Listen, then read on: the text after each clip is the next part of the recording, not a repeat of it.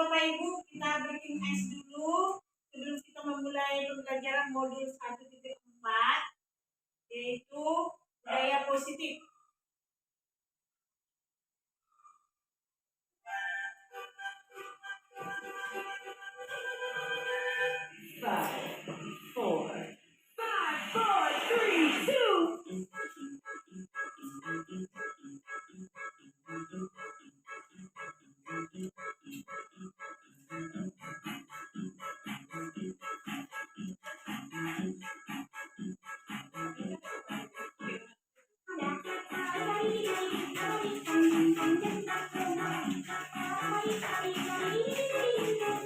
Pris.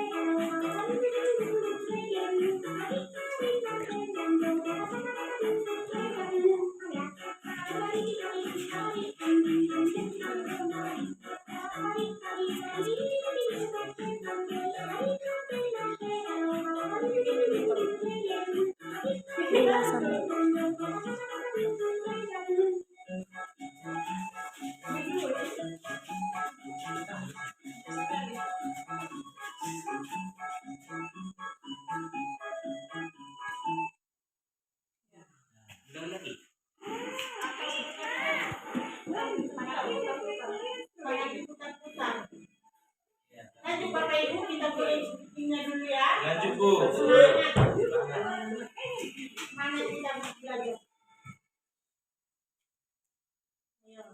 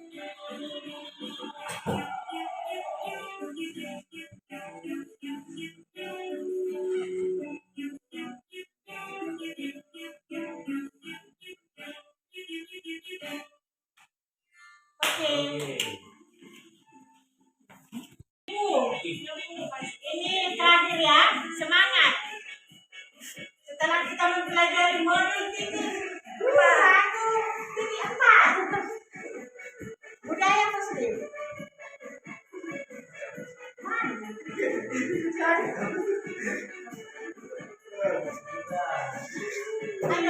di Pokemon-nya.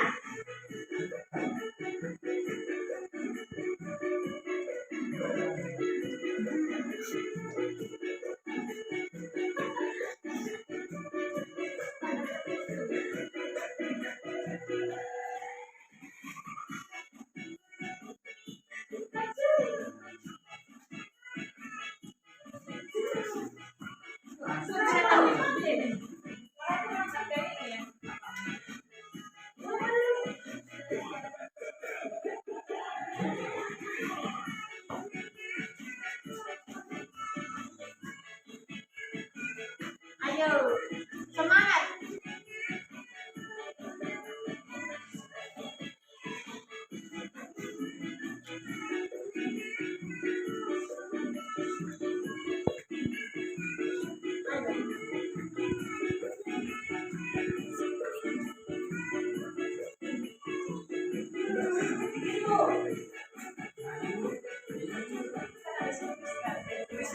Ya.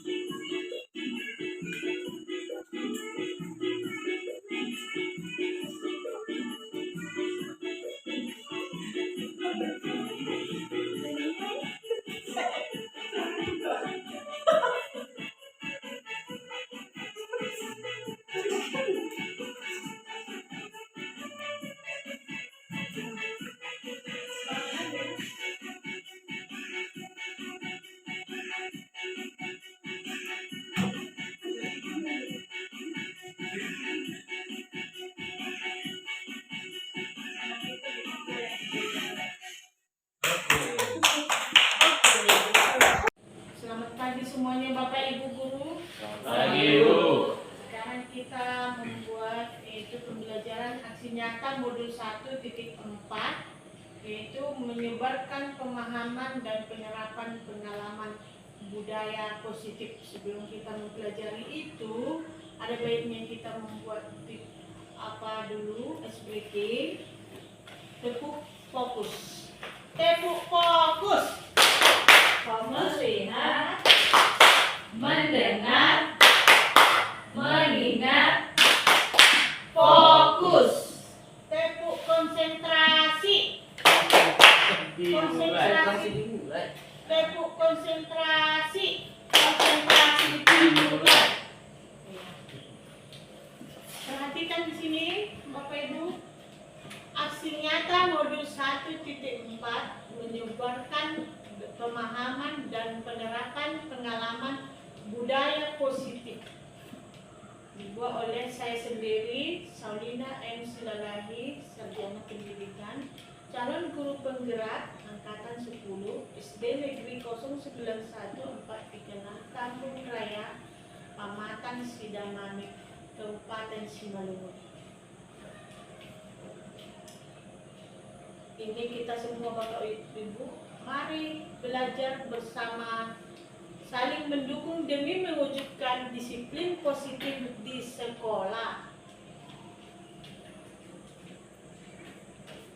Agenda kegiatan kita pada hari ini, yang pertama pembukaan, kedua, pemaparan menyebarkan pemahaman dan pengalaman penerapan budaya positif. 3. Ice breaking. 4. Refleksi umpan balik rencana penyampaian kepada pemangku kepentingan sekolah, menyebarkan pemahaman dan pengalaman penerapan budaya positif. 5. Kesimpulan. 6. Penutup. Dan 7 semen. Itu belakangnya Bapak Ibu. Iya. Jangan takdirin. Kemudian pembukaan. Pembukaan hari ini. Nah, terima kasih Bapak Ibu telah bersedia mendengarkan saya sebagai calon guru penggerak angkatan 10, di mana sekarang saya mengajarkan tentang modul 1.4, yaitu budaya positif. Nah, semoga Bapak Ibu pembelajaran nantinya dapat berkenan, dapat bermanfaat bagi kita, dan kita bagikan kepada orang-orang sekitar, baik kepada orang tua, baik kepada siswa dan orang yang ada di sekitar kita. Demikianlah Bapak Ibu kata pembuka dari saya. Kemudian tujuan kegiatan. Yang pertama, kepala sekolah dan guru-guru menyebarkan pemahaman pengalaman penerapan budaya positif. Paradigma perubahan pembelajaran. Bagaimana paradigma kita di dalam perubahan pembelajaran? Kemudian disiplin positif. Apa yang kita lakukan di dalam disiplin positif? Kebutuhan dasar manusia. Kebutuhan dasar manusia itu ada 5 nanti Bapak Ibu, mari kita bahas nanti di situ. Kemudian motivasi perilaku manusia, itu yang kita bahas nanti. Posisi kontrol, baru keyakinan kelas, baru segitiga restitusi, pembahasan istilah kasus-kasus dari anak-anak didik kita. Kita membahas tentang kasus anak didik kita. Bagaimana cara kita menyelesaikan masalah-masalah yang ada di kelas masing-masing nantinya. Guru-guru, kemudian guru-guru dapat merefleksikan dan menerapkan pemahaman dan pengalaman penerapan budaya positif.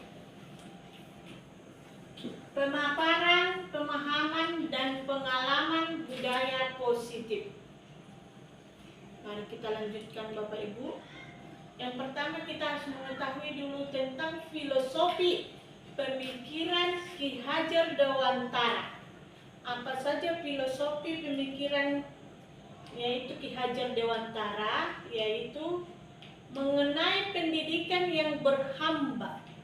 berhamba pada anak dimaknai pendidikan yang berpusat pada siswa dengan tujuan menuntun tumbuh kembangnya siswa sesuai dengan kodratnya untuk mencapai kebahagiaan dan keselamatan setinggi-tingginya. Menuntun siswa itu kita Bapak Ibu. Dulunya guru itu kurang memahami bagaimana menuntun siswa. Sekarang kita harus mengetahui bagaimana caranya kita menuntun siswa itu. Itulah makna daripada filosofi pemikiran Ki Hajar Dewantara. Kemudian pertama, pendidikan itu menuntun. Pendidikan harus bisa mengembangkan minat dan bakat anak-anak sesuai dengan kodrat anak. Mengembangkan minat dan bakat anak sesuai dengan kodrat anak. Bagaimana kita mengembangkan bakatnya? Mengembangkan bakat anak-anak itu sesuai dengan kodratnya, sesuai dengan keadaannya. Contohnya, dia berminat, saya mau bermain olahraga dulu Bapak Ibu. Saya mau ke sana dulu. Kalau belajar matematika, saya dinukani kalau begini motor. Boleh kita mengajak anak-anak itu keluar bermain sambil belajar matematika dengan metode-metode yang kita buat ya Bapak Ibu. Itu menuntun bakat dan minat ya Bapak Ibu. Sekalian mempelajari bakat dan minat anak-anak tersebut.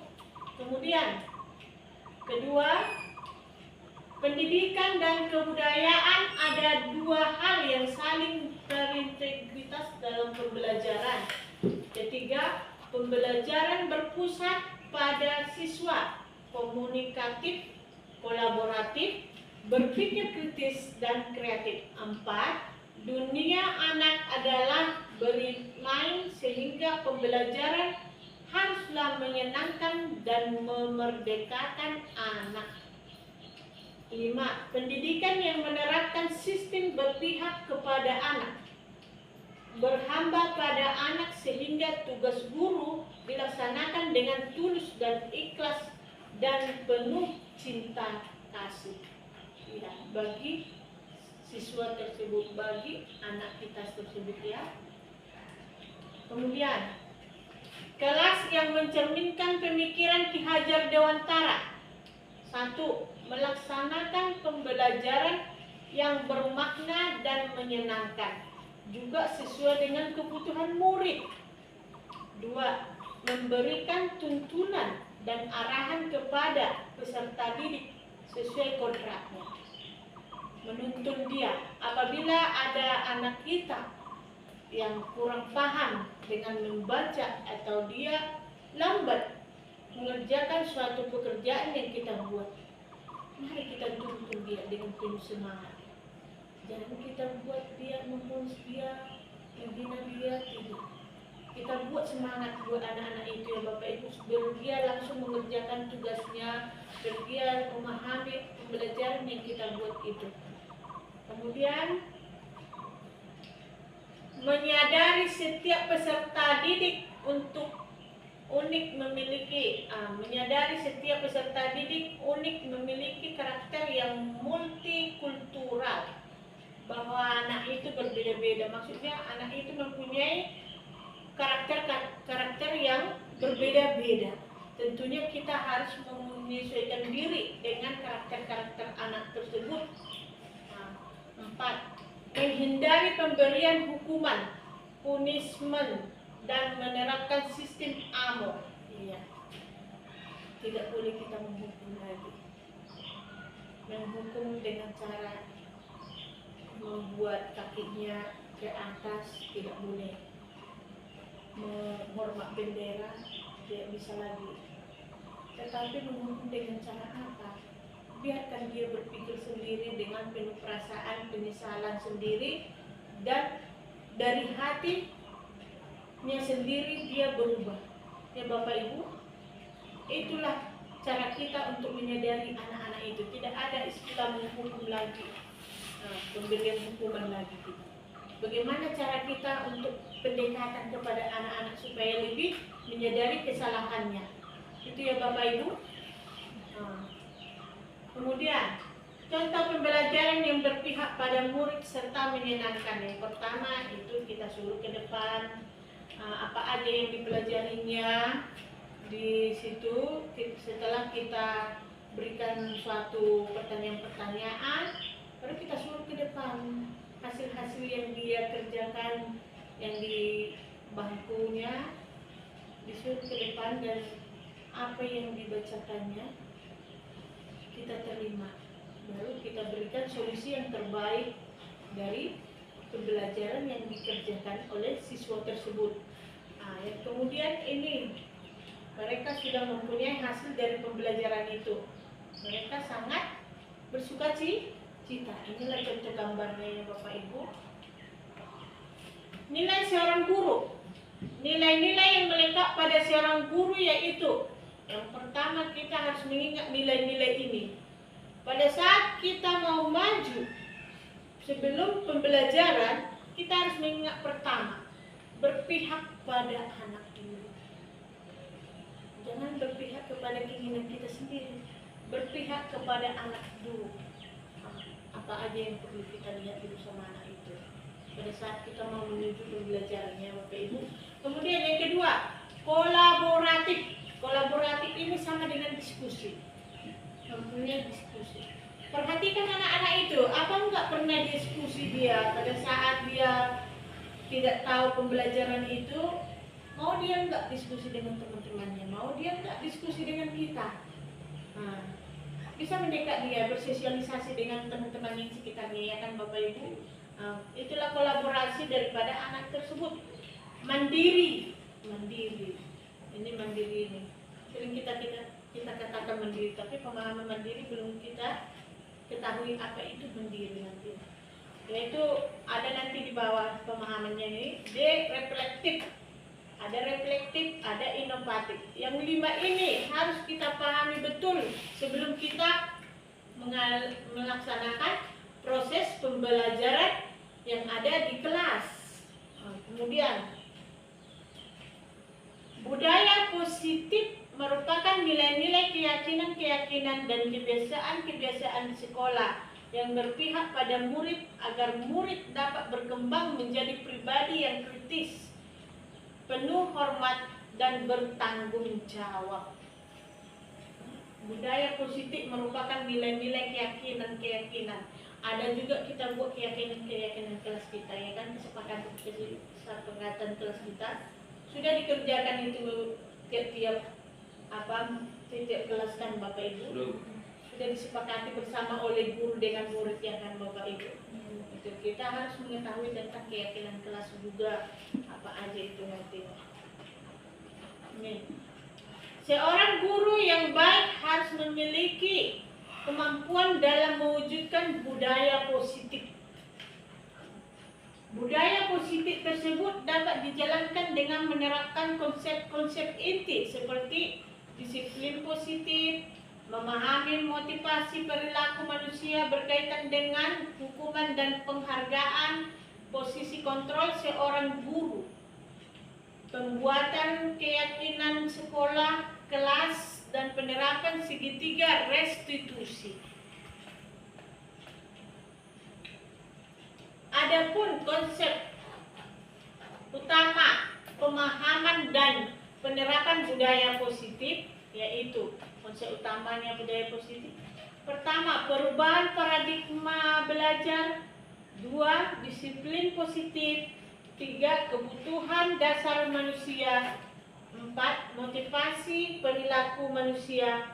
5, posisi kontrol. 6, keyakinan kelas.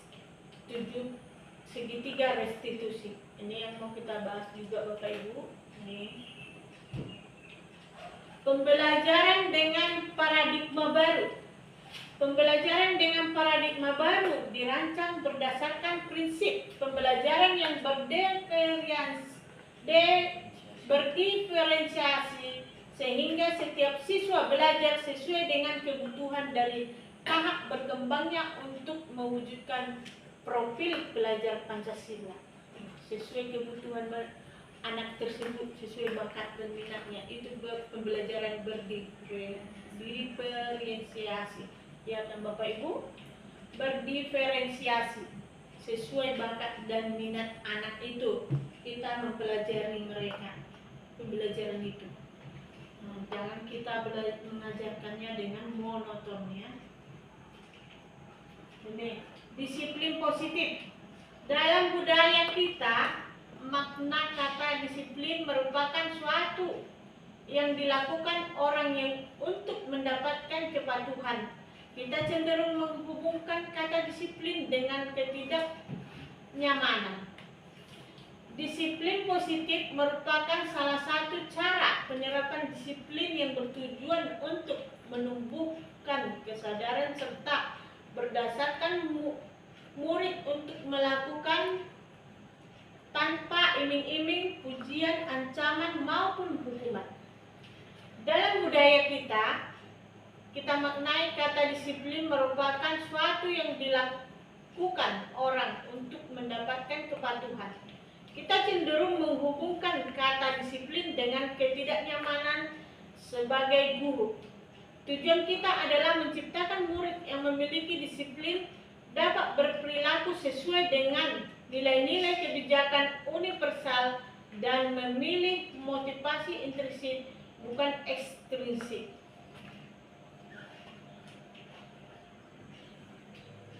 Tiga, kebutuhan dasar manusia. Ini ada 5 kebutuhan dasar manusia. Yang pertama, kebutuhan bertahan hidup. Tentunya manusia itu perlu dengan bertahan hidup. Apa aja yang dibutuhkan oleh manusia dengan bertahan hidup, Bapak Ibu? Makan, minum, baru iya, itu ada kebutuhan itu, makan, minum, dengan bernapas ya kan. Kebutuhan manusia itu kalau tidak bernapas ya enggak hidup lagi namanya ya kan. Kemudian kasih sayang dan rasa yang diterima. Bagaimana kita mempunyai kasih sayang bersama teman-teman kita, rasa diterima, jangan ada istilah rasa ditolak. Budaya positif di dalam diri kita itu, apakah kita sudah di sekolah ini sudah merasa diterima oleh teman-teman kita, jangan merasa kita dikucilkan. Bahwa di sini kita selalu membuat istilah kolaboratif, istilah diskusi. Apapun masalah yang ada di sini, tetap kita diskusikan, tetap kita buat suatu suatu kesepakatan bagaimana untuk mencapai solusi setiap tantangan atau permasalahan-permasalahan yang kita hadapi yang ada di sekolah ini ya kan Bapak Ibu. Jadi untuk itu rasa kasih sayang dan rasa diterima itu sudah ada pada diri kita. Sudah ada yang ada di sekolah ini ya kan Bapak Ibu. Kita saling menerima. Itu rasa kasih sayang ini. Kemudian 3, penguasaan. Penguasaan ini sama dengan pengendalian. Penguasaan dan pengendalian berbeda. Penguasaan, apa itu makna daripada penguasaan? Siapa yang tahu? Penguasaan itu kayaknya lebih luas lagi. Kalau pengendalian lebih kecil lagi. Secara penguasaan suatu wilayah dengan pengendalian suatu tempat. Itu berbeda. Wilayah dari tempat itu berbeda. Penguasaan. Penguasaan itu sesuatu yang besar, sesuatu yang lebih luas, sesuatu yang lebih wah lagi. Dikuasai, dikuasa. Pengendalian lagi dia mengendalikan. Beda ya. Jadi penguasaan itu yang lain ada tentang penguasaan. Kalau menurut saya, kalau di dalam diri sendiri, penguasaan dan pengendalian itu hampir sama, seperti menguasai diri dan mengendalikan diri supaya tidak terlalu berbuat yang berlebihan seperti itu. Hampir sama, ada miripnya, tapi bahasanya berbeda ya kan, umumnya berbeda. Penguasaan, makna penguasaan siapa yang tahu lagi Bapak Ibu? Ada lagi Ibu Ika sama Ibu Lucy, Ibu Nirvana, ada? Coba dulu berikan pengalamannya tentang penguasaan. Ada? Ini ada juga. Inilah kebutuhan dasar manusia, itu ada penguasaan diri. Kemudian Kemudian 4, kebebasan. Ada kebebasan. Ada kebebasan kepada anak-anak itu. Yang terlalu diikat. Diberi kebebasan. Dikasih peluang buat anak-anak itu. Silakan bermain, tetapi tetap belajar. Gitu. Kita buat belajar dia, jangan bermain terus. Kita buat metode-metode kita untuk supaya anak-anak itu semangat belajar, supaya siswa kita semangat belajar. Kemudian kesenangan ini tentunya ada juga kesenangan. Bagaimana kita membuat kesenangan. Contohnya apa yang kita buat dengan kesenangan kita? Contohnya kita berpiknik, jalan-jalan teman kesenangan kan? Kita piknik ke akhirnya dulu. Sepertinya kita sudah banyak kali kerjaan kita nih terlalu fokus dengan tugas-tugas dan administrasi. Nah, kita buatlah piknik, kita jalan-jalan ke suatu tempat, ke bis sebagai jalan sana. Nah, itu termasuk juga itu kesenangan. Kita ambil dengan kesenangan kita ya. Nah, piknik itu termasuk juga kesenangan. Jadi kebebasan ini juga tentunya ada juga. Apa yang dimaksud dengan kebebasan? Bebas mengutarakan pendapat juga. Itu termasuk kebebasan buat kita nih. Kemudian motivasi perilaku manusia. Motivasi merupakan dorongan yang timbul pada diri seseorang secara sadar untuk melakukan tindakan dengan tujuan tertentu. Pertama, untuk menghindari ketidaknyamanan hukuman, murid melakukan disiplin diri karena takut dihukum merupakan motivasi ekstrinsik. Motivasi ekstrinsik lah itu kalau takut dihukum. Kemudian untuk mendapatkan imbalan atau penghargaan dari orang lain, murid melakukan disiplin diri karena ingin mendapat imbalan merupakan motivasi ekstrinsik. Murid melakukan disiplin diri, mendapatkan imbalan ini. Ini yang tadi, murid melakukan disiplin diri karena takut dihukum. Itulah ekstrinsik. Nah, jadi ini melakukan disiplin diri karena ingin mendapat imbalan ekstrinsik. X itu dari luar, sedangkan ini dari luar juga tuh. Nanti yang ketiga kali dari luar. Kemudian untuk menghindari diri sendiri dengan nilai-nilai kebajikan sendiri, murid melakukan diri sendiri, disiplin sendiri karena kesadaran akan nilai kebajikan dirinya. Ini merupakan motivasi instinktif, intrinsik dari dalam dirinya. Motivasi dari intrinsik ini bukan harus memberikan hadiah-hadiah kepada anak-anak kita.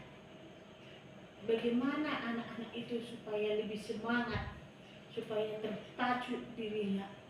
Nah, tentunya kita harus membuat cara-cara dan metode-metode yang berbeda. Apa aja metode-metode yang kita buat supaya ada motivasi intrinsik dari anak-anak tersebut? Ada yang tahu bagi kita? Motivasi dari dirinya, supaya mempunyai motivasi dari dirinya. Ini tadi melalui imbalan sering kita buat itu ya kan? Kalau juara satu kita buat itu hadiah. Sekarang bagaimana caranya kita kalau dia sudah mempunyai nilai 100, apa yang kita buat dalam diri supaya semangat dia? Bisa juga kan dia menggunakan namanya tutor sebaya. Membuat Tutor sebaya. Jadi tutor sebaya ini Bu, sesama mereka itu saling menyemangati. Misalnya ibaratkan yang juara di kelas, sebagai contoh di depan, sebagai pengganti guru sementara untuk menjelaskan. Terkadang anak-anak ini kan sesama mereka Bu, bisa paham. Terkadang kita nggak bisa dipahami mereka, tapi terkadang sesama mereka bisa lebih paham. Jadi namanya itu istilahnya tutor sebaya dia. Tutor sebaya. Untuk menyemangati dirinya sendiri supaya bisa menjadi kawannya yang pintar tadi atau yang lebih tadi itu. Iya, tutor sebaya. Iya, mereka saling menyemangati ya. Ada yang lain lagi? Bagaimana cara kita untuk mengajinya dari dalam diri anak-anak tersebut? Dan jangan cuma ini yang kita buat ya. Ini menghukum sudah kita jalani nih, sudah pernah kita jalani ya kan? Ini juga memberi imbalan juga sudah pernah kita jalani. Memberi imbalan kepada anak-anak tersebut. Mengingat kita karena imbalan itu. Tetapi memotivasi anak ini dari dalam diri sendiri inilah yang perlu kita pahami apa itu maknanya. Itu salah satu contoh yang Bapak itu yang bilang, yaitu tutor sebaya. Termasuk juga itu. Tepuk salut dulu kita Bapak Ibu. Tepuk salut. Salut, salut. Salut, salut. Salut. Ya, oke, salut kita melihat ada kawan kita menambah pengalaman kita. Ada yang lain? Tidak ada lagi? Kita lanjutkan. Konsep disiplin gagal. Ada kok disiplin gagal. Hukuman. Hukuman ini dapat berupa menyakiti diri sendiri. Bisa menyakiti. Contohnya mengatakan kata-kata kasar, menyakiti ya kan? Satu. Kemudian ada juga memakai benda, itu menyakiti juga hukuman itu. Kemudian tidak nyaman. Kalau hukuman itu kita merasa tidak nyaman. Murid merasa takut kalau dihukum ya kan? Kemudian memaksa murid. Kalau dihukum itu memaksa juga. Murid menyembunyikan masalah. Jadi ketakutan dia disembunyikan masalahnya, gak mau dia mengutarakan apa yang ada dalam pikirannya. Murid menjadi rendah diri, mentalnya jadi berkurang. Kemudian penghargaan. Penghargaan juga tidak efektif katanya. Kalau kita memberi penghargaan, tidak efektif, merusak hubungan, mematikan kreativitas, menghukum dengan sistem ranking, dihukum dengan sistem ranking, merampas hak menghargai dirinya, merampas hak menghargai dirinya, itu penghargaan. Jadi kita tidak boleh memberikan penghargaan juga ya, ini konsep disiplin gagal, termasuk disiplin yang tidak positif, tetapi disiplin gagal katanya ini. Kita perhatikan dulu, supaya kita laksanakan kisah nyata kita, aksi nyata kita di sekolah ini nantinya, bahwa ini menghukum dan penghargaan itu tidak baik, yaitu konsep disiplin gagal. Mari kita ingat itu Bapak Ibu. Konsep disiplin dengan identitas sukses. Yang kita mau yang sukses saja ya kan Bapak Ibu. Yang pertama, konsekuensi dan penguatan jangka pendek. Penguatan jangka pendek perlu monitoring berkelanjutan, ya monitoring. Jadi kalau kepala sekolahnya pergi memonitoring guru-guru Anda semua, pahamilah Bapak Ibu bahwa itu supaya kalian lebih termotivasi, supaya lebih bagus lagi di kemudian hari dalam cara mengajarnya ya kan Bapak Ibu. Nah, bukannya untuk menilai-nilai hal-hal yang tidak baik kan. Makanya ini ada sistem monitoring. Kemudian stimulus respon. Stimulus respon ini apa yang dimaksud dengan stimulus respon? Adanya istilah tanya jawab. Ada yang apa namanya itu stimulus. Ada yang menjawab, ada yang bertanya. Saling apa? Saling apa namanya itu? Saling membutuhkan. Saling membutuhkan namanya ini stimulus dan respon. Murid menghormati aturan. Kemudian kehilangan waktu merenungi kesalahan. Ya, murid menghormati aturan, kehilangan waktu merenungi kesalahannya. Konsep disiplin dengan identitas sukses, restitusi. Murid bertanggung jawab untuk perilakunya. Fokus pada pemecahan masalah jangka panjang. Ini murid bertanggung jawab untuk perilakunya Bapak Ibu.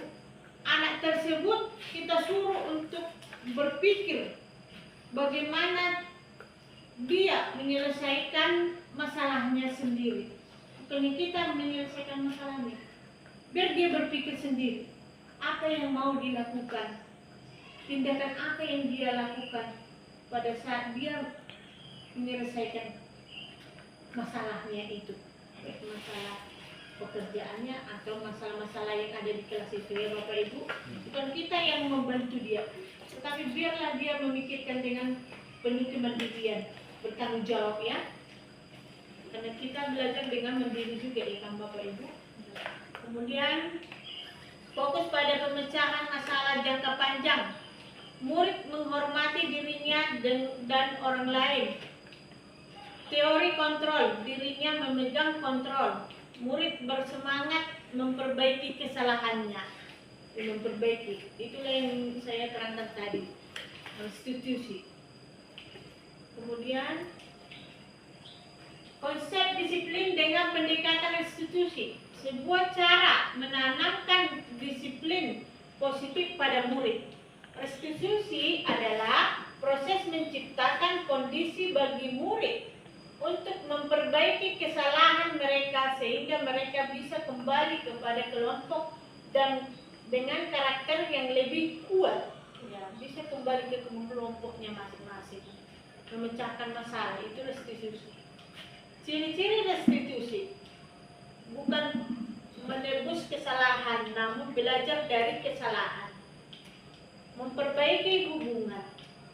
Tawaran bukan paksaan. Menuntun untuk melihat ke dalam diri, mencari kebutuhan dasar yang mendasari tindakan fokus pada karakter, bukan tindakan. Menguatkan dan fokus pada solusi. Perbedaan. Contoh kasus murid yang sering berkelahi hukumannya. Guru menghukum dengan cara menjewer murid. Guru memarahi murid di depan umum selain mempermalukan juga membuat murid takut. Guru memberi hukuman dengan berlari keliling lapangan sebanyak mungkin. Ini contoh kasus murid yang sering berkelahi hukuman. Ini hukuman. Padahal hukuman tidak diperbolehkan kan Bapak Ibu. Kita lanjutkan. Konsekuensi. Guru memberikan konsekuensi untuk saling memaafkan dengan memaksa kedua belah pihak yang berkelahi. Guru tegas dan murid menghormati peraturan. Ya, guru tegas untuk saling memaafkan. Diajak anak-anak untuk saling memaafkan. Disuruh untuk saling memaafkan dan saling bersalaman ya, Bapak Ibu. Kemudian kita buat dulu ekspresi kita, tepuk semangat. Tepuk fokus semua. 1, 2, 3 ya. Tepuk fokus. Melihat, mendengar, mengingat, fokus. Tepuk semangat. Semangat.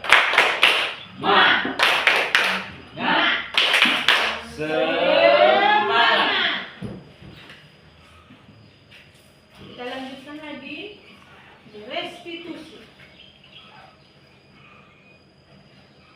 Guru menanyakan keyakinan kelas dirinya dan membantu siswa menyelesaikan masalahnya. Guru terbuka dan siswa menghormati dirinya dan orang lain. 5. Posisi kontrol restitusi. Ada 5 posisi kontrol restitusi. 1. Penghukum, sebagai penghukum. 2. Sebagai pembuat rasa bersalah. 3. Sebagai teman. 4. Sebagai pemantau. 5. Sebagai manajer. Ini. Kita sebagai guru bisa juga sebagai penghukum. Bisa sebagai pembuat rasa bersalah kepada siswa tersebut. Dia merasa bersalah dengan apa yang dia lakukan anak itu. Dia merasa begini, sedih. Sesudah kita mengatakan kesalahan apa yang dilakukannya, ya kan? Sebagai teman, bisa kita buat sebagai teman, kita tanya, ada apa? Kenapa kamu? Apa yang kamu lakukan di situ? Kita dekati dia. Jadi dia akan bercerita kepada kita, anak-anak ini akan bercerita kepada kita apa masalahnya yang ada di situ ya. Kemudian memantau dia dengan apa yang dia lakukan. Bisa kita bertanya juga, ngapain di situ? Apa? Siapa Priska? Apa yang kau lakukan Priska? Memantau juga itu ya kan? Ada apa? Kenapa kamu seperti itu? Kenapa murung? Kita sebagai pemantau melihat dia. Kalau manajer ini mengambil keputusan apa yang mau kita lakukan di dalam kasusnya, menyelesaikan masalahnya. Ini manajer sebagai pemimpin, ya. Manajer ini termasuk sebagai pemimpin juga ya. Kemudian contoh penerapan 5 posisi kontrol. Kasus siswa tidak melakukan piket di kelas. Ya, sebagai penghukum ini tentang siswa tidak melakukan piket di kelas, contohnya penghukum 1, patuhi aturan yang ada di sekolah. Mematuhi aturan yang ada di sekolah itu penghukum juga. Kalian yang piket hari ini silakan membersihkan seluruh sekolah, mulai dari halaman depan sampai ke halaman belakang sekolah. Semua harus bersih. Itu termasuk penghukum kan Bapak Ibu. Nah, yang kita bahas, kita suruh dia membersihkan halaman depan sampai ke belakang. Ya. Sebagai teman, apa yang kita buat? Ayolah yang disiplin dan buat ibu bangga. Ayolah yang disiplin dan buat ibu bangga. Dibilang, kali ini tidak apa-apa, kalian salah dan tidak piket kelas. Ya. Kali ini tidak apa-apa, kalian salah. Katanya gurunya, kalian ini tidak apa-apa, kalian salah. Dan tidak piket kelas hari ini. Itulah kata gurunya, tidak apa-apa. Bukan dikatakan harus menghukumnya. Itulah sebagai teman. Ayolah yang disiplin dan buat ibu bangga. Ayolah yang disiplin, buat ibu bangga. Mengajak supaya lebih dekat. Ayo mengajak dia supaya sebagai teman kan, mengajak dia dengan mengatakan ayo. Kemudian sebagai pemantau, bagaimana kita memantau? Kalian sudah melanggar peraturan, tahu konsekuensinya. Apa konsekuensinya yang melanggar itu? Katanya. Itu pertanyaan daripada pemantau. Pembuat rasa bersalah tentang siswa tidak melakukan piket di kelas ini, yaitu bagaimana pembuat rasa bersalahnya, yaitu berapa kali lagi ibu guru harus memberitahu kalian, karena udah berkali-kali dia sudah mengulang melanggar tidak melakukan piket kelas. Berapa kali lagi saya memberitahu kalian? Nah, itu termasuk membuat rasa bersalah dengan perkataan itu ya. Kemudian bu guru kecewa dengan sikap kalian. Ya. Dia merasa, jadi siswa itu merasa bersalah. Bu guru kecewa dengan sikap kalian. Ya. Apa yang dikecewakan ibu ini? Kita diam sebentar, baru kita menerangkan apa yang dikecewakan oleh guru tersebut. Kemudian, apa tidak kasihan jika ibu ditegur Bapak Kepala Sekolah? Apa tidak kasihan jika ibu ditegur oleh Ibu Kepala Sekolah? Karena kalian tidak melaksanakan piket kelas. Apa nggak ditegur ibu? Bentar lagi datanglah ibu kepala sekolah. Nanti ditegurlah saya. Karena kalian tidak melakukan piket di kelas. Kan kita sering seperti itu. Anak-anak kita tidak menjalankan kepiketannya. Ya. Kemudian, sebagai manajer, apa kalian tahu kesalahan apa yang sudah dibuat? Biar dia berpikir anak-anak itu kesalahannya apa yang dibuat pada saat itu. Kira-kira bagaimana kalian akan memperbaiki kesalahan ini? Kita menanyakan anak itu, kira-kira bagaimana kalian akan memperbaiki kesalahan ini? Dan kita menjawab. Biar anak-anak itu berpikir dan menjawab.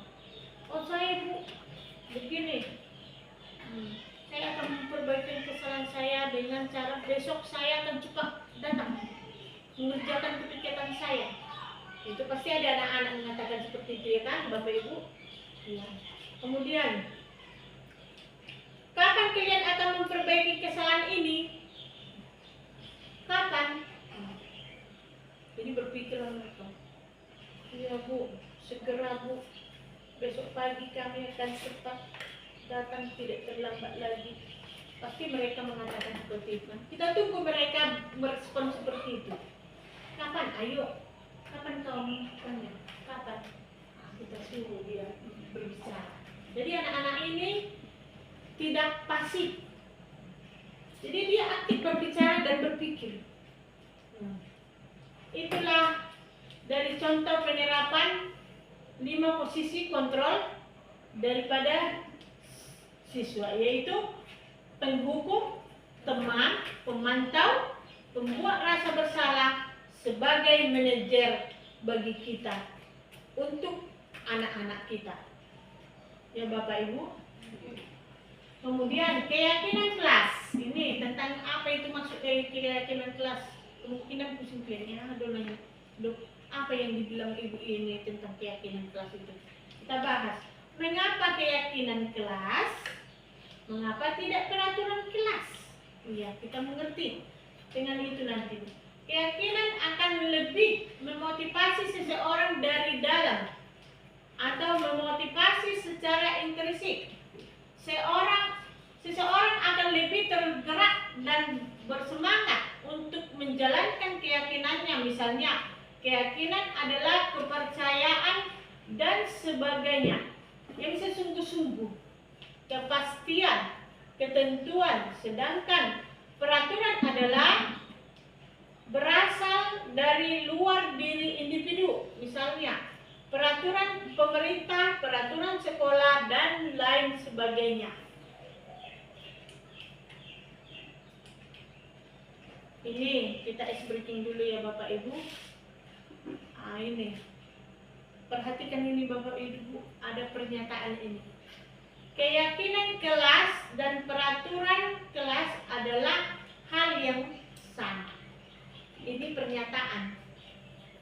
Benar atau salah? Begitu ya Bapak Ibu.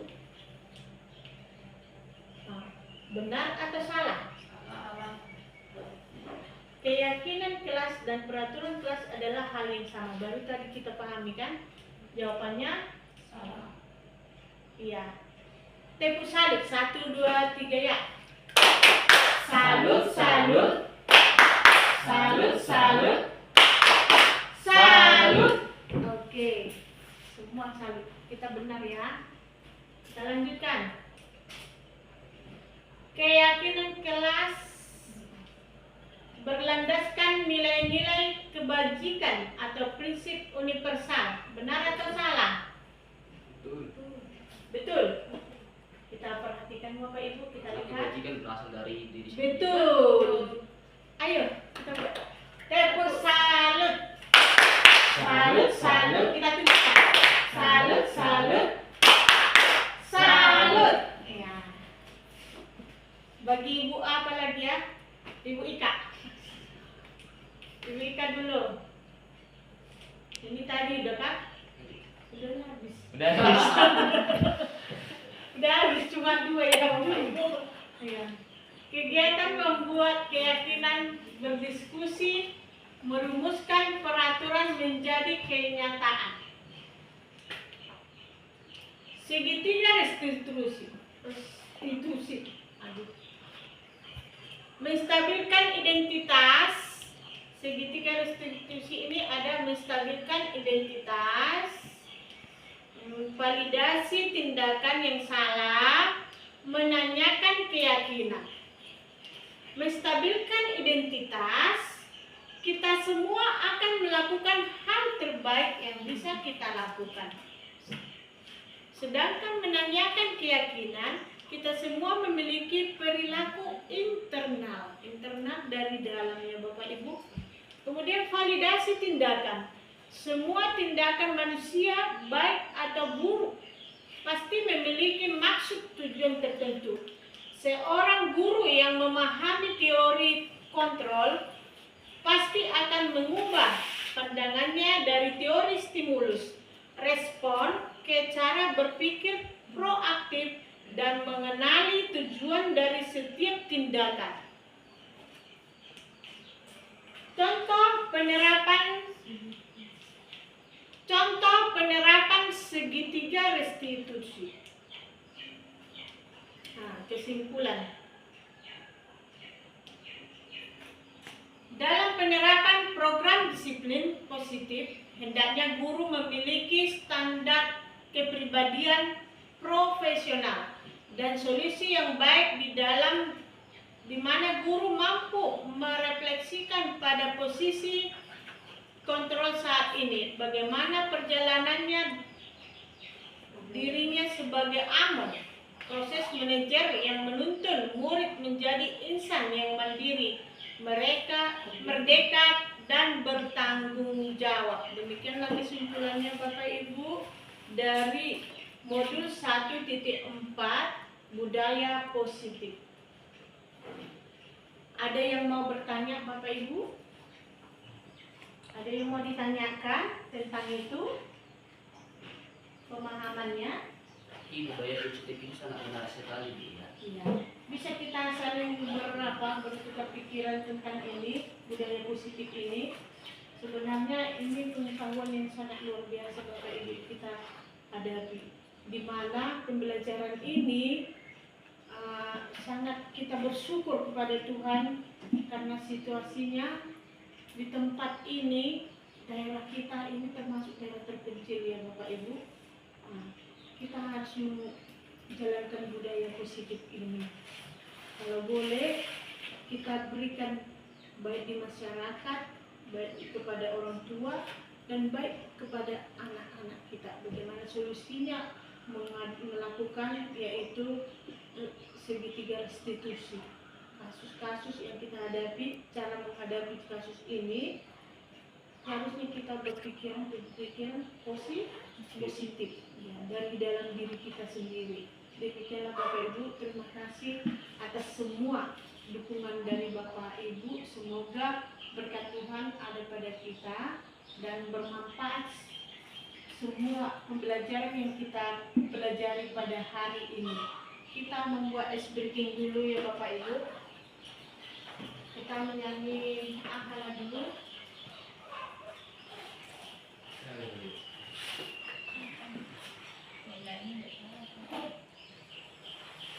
Ice breaking yang biasa aja lah. Tepuk uang. Tepuk uang. Kasih. Kasih O. Kasih W.